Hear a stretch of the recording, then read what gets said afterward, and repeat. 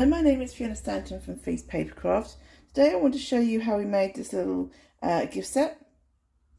So these are the craft boxes from Stampin' Up that come out in the August or the July to December winter catalogue. I'm not going to show you to make them up because they're pretty simple. You've got tabs there, you just fold and crease and it all comes together. And you've got glue, so you don't need to have any glue. It's already got sticky dots on there and they hold pretty well. So that's what it looks like when it's finished. The only thing I will say is on one side is a little plastic layer over the window. So you just need to pull that off. I can't remember which side it is. Probably this side. I'm sure. She said you can't find it now. There's a little, sorry, I just hit the camera with it. There's a little film. There you go. You can see there's a little film, a little protective film just to protect the acetate there. So you just need to peel that off when you're ready. So inside the box are 6 cards. So you'll get materials to make 6 cards in these colourways. And this is using your Peach Designer Series paper and Bloom Where You're Grown. No, Bloom Where You're Potted Designer Series paper. And also the Dragonfly Garden punch. So what I'm going to do, I'm just going to show you how I made one each of these cards, little 3x3 cards. The divider in the middle is pretty simple as well. The PDF has all the dimensions, but it's just basically a piece of in good taste Designer Series paper with 3 creases to create this little divider in the middle. I think I did it about 7 3/4 inches by 3 3/4 inches or 4 inches. And then you scored it at 3.5, 3 3/4 and 4 inches to create that little kind of 1/2 inch divider. So one side is slightly bigger, but that means the envelopes can fit in because the envelopes are slightly wider than 3 inches obviously, so you can fit everything in. So I'm literally just going to show you how to make one of those cards. You don't need to see how to make the whole pack really. What should we start with? Let's see. So I'm using a cinnamon brown and melon mango as my card bases, and these are 3 inches by 6 inches scored in half. Yeah, you can see. Then I have, these are from the brushed metallic cardstock. So I've got one. So you've got different tones in the brushed metallic cardstock. Let me just show you. These come out in the winter catalogue, so you can see you've got almost a bronzy one, a goldy gold, and a very kind of pale gold colourway. And these again are in the July to December catalogue, mini catalogue. And then we've got the DSP to go on top. And if you're ever worried about what coloured cardstock to go with your DSP, just look on the pack and it will tell you the kind of different colours that we have. Right, so those, I'll just quickly layer those up because that's a simple. These are really simple cards. There's no, I'm just going to quickly layer these up. These are really simple cards. They make a nice little set to give to someone.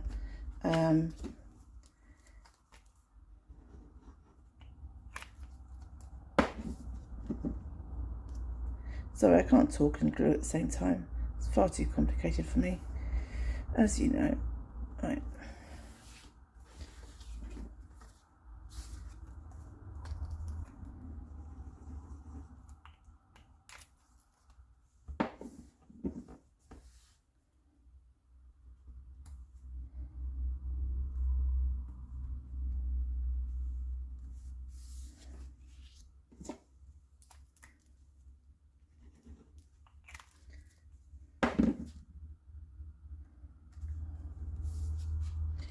Try and get things straight and facing the right way. Okay, so now we're going to do some die cutting and embossing. So I'm going to get my big the machine out.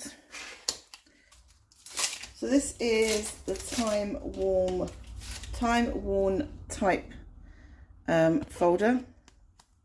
So I'm just going to emboss some of that metallic card. With the folders, the Stampin' Up is the front. So when you're embossing single-sided cardstock, if you put the side you want to be embossed facing up towards the side with the Stampin' Up logo on, then it'd be the right way around.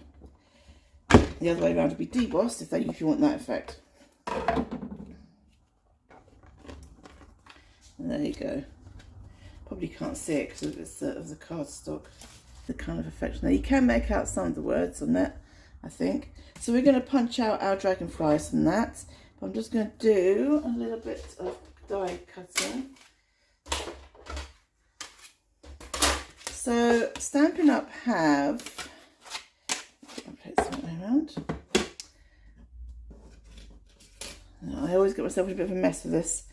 So they have this double-sided adhesive sheets, which are really good for when you've got finicky detail. They're not very easy to peel apart, obviously. And the other thing you need to make sure of, and what I will do without hopefully compromising. Right. So what I'm going to do, because that's all sticky, so I'm just going to, so I don't want sticky stuff on my mat, so I'm just going to cut around that bit. But everything else should be fine. Sorry, I think I just jogged you there, so I apologise. So put that in the middle there. And die cut out. I do use them there because they are finicky. And you do want to make sure that you don't have any of the glue exposed to your die cutting plates. However, they do make life very easy when you want to stick stuff on. Excuse me as I poke everything out. They do take a bit longer to poke things out of as well, because everything is very well held in because of the backing sheet. So you just pause for a minute or fast forward while I poke all these out.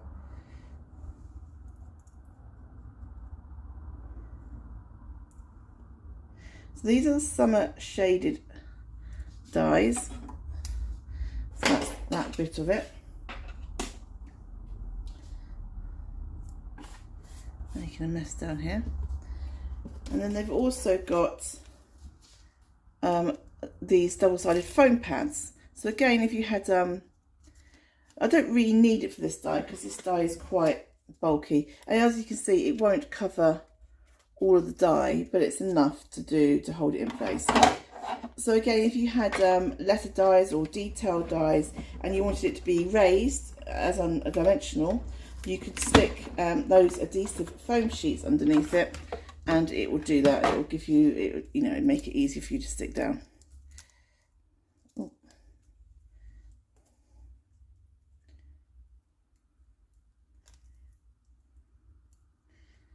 Okay, right.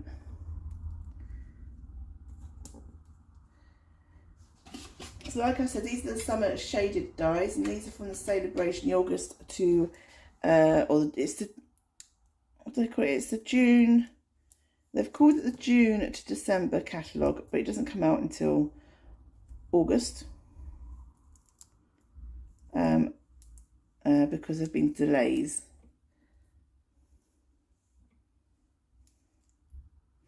Right, that's fine. It looks a bit awkward at the moment because it's still got the backing sheet on, so it doesn't look as clean as I was. Right, so here is the fun bit. Matching up the outside ring to the inside bit. Take your time. Line it up. Hopefully you can see there's a knobbly bit there and a knobbly bit there, so it kind of works out. But, take your time, don't rush it. If you've got tweezers, that will probably be helpful. So I'm just going to take the backing paper off if I can. Well, I can, but it's going to be a bit fiddly. Now I've lost my knobbly bit. There's my knobbly bit. And just do it a little bit at a time. Don't press down too hard until you're sure you've got it. where you want it. There you go. So that's that bit. And this is going to go plonk right in the middle.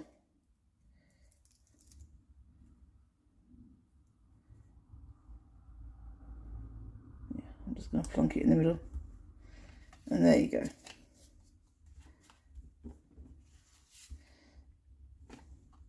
I obviously couldn't score my card blank today. There we go. Right, so that's that one. So then we've got this piece of card.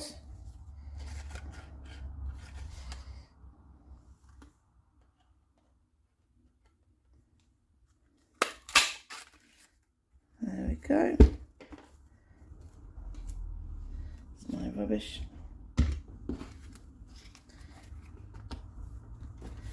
And then we can just add these on.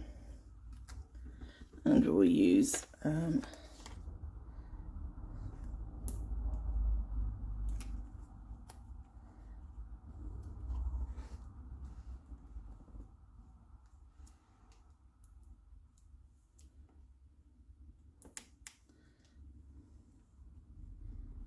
you go. Oh, sorry about that. Bumped you.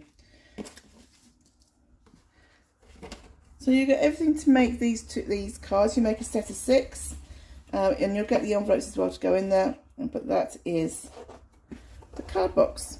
It just does up like that, nice and simple, very simple, and quick and easy to make a gift set of cards for somebody. Thank you very much. My name has been Fiona Stanton from Feast Papercraft.